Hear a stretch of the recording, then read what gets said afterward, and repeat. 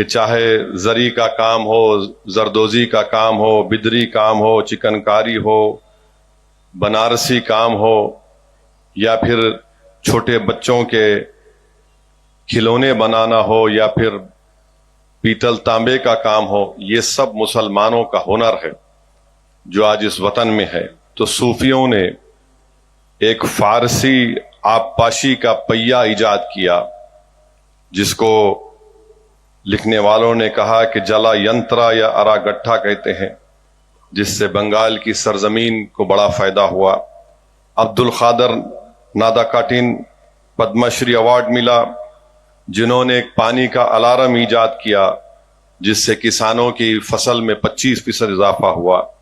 حاجی محمد شفیع شیخ صاحب نے پیرس کا ایک باغ بنایا جس سے اس وہاں کے گاؤں والوں کو نوکری ملی، اس سے بڑا فائدہ ہوا۔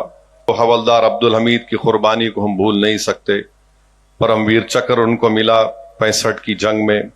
بریگیڈیئر محمد عثمان جو پاکستانیوں کے خلاف فوج کے خلاف لڑتے ہوئے جموں کشمیر میں شہید ہوئے، ہم ان کی شہادت کو نہیں بھول سکتے۔ سائنس کے میدان میں ہم خالی اے پی جے ابو الکلام کا ذکر کرتے ہیں، مگر سچائی یہ ہے کہ محمد اسلام خان ہیں، انڈین گلائکو بایولوجسٹ ہیں، نیشنل کیمیکل لیبارٹری میں مشہور دنیا کا سائنٹسٹ ہے۔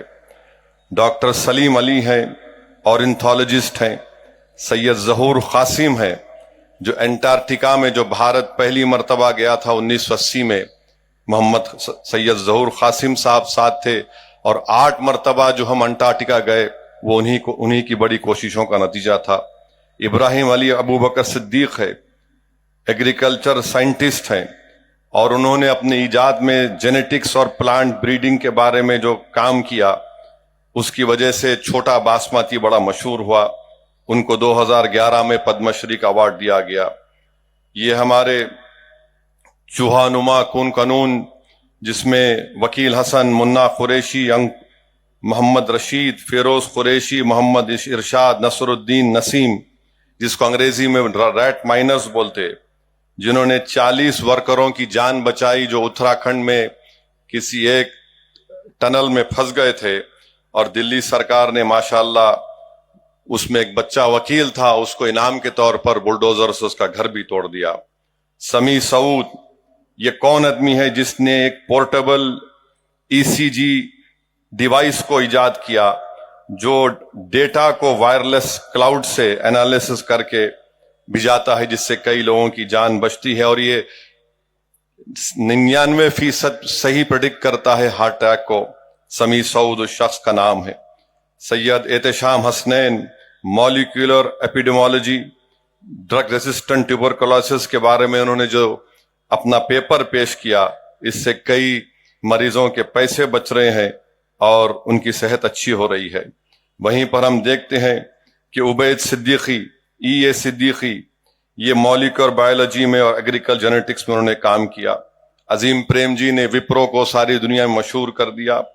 حابل گوکری والا وہ کھاٹ کے مالک، اور پھر یوسف علی جو لولو کے مالک ہیں، انہوں نے کئی لوگوں کو نوکری دی، ریٹیل میں کا بادشاہ جس کو مانا جاتا ہے۔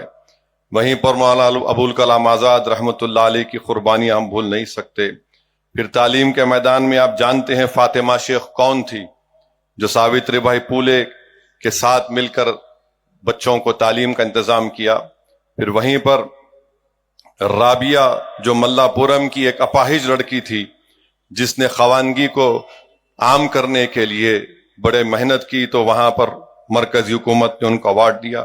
شاہ نواز شیخ جس کو آکسیجن مین کہتے ہیں ممبئی کا، اس نے 8000 لوگوں کی جان بچائی۔ اس نے جب دیکھا کہ اپنی دوست کی بیوی جو حاملہ تھی کووڈ میں مر گئی، تو اس نے اپنی سول کانٹریکٹر کو چھوڑ دیا، اپنی گاڑی بیچی، اور اپنی دکان میں اس نے فری آکسیجن کا سینٹر بنایا۔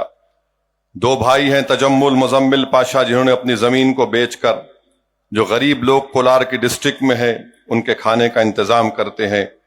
توفیق اور حسین پٹھان یہ 2 لوگ ہیں، جب گجرات میں موربی کا برج گرا تو توفیق نے 35 لوگوں کو اسپتال لے کر گئے، اور یہ تیراک تھا، حسین پٹھان تیر کر 50 لوگوں کی جان بچائی اس ندی میں کود کر۔